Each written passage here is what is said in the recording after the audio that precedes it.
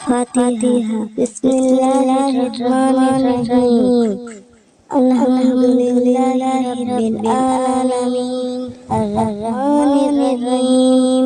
মালিকি ইয়াউমিদ্দিন। ইয়াকা না'বুদু ওয়া ইয়াকা নাস্তাঈন। ইহদিনাস সিরাতাল মুস্তাকিম। সিরাতাল লাযিনা আন'আমতা আলাইহিম গায়রিল মাগযুবি আলাইহিম ওয়ালাদ-দাল্লিন। আমিন।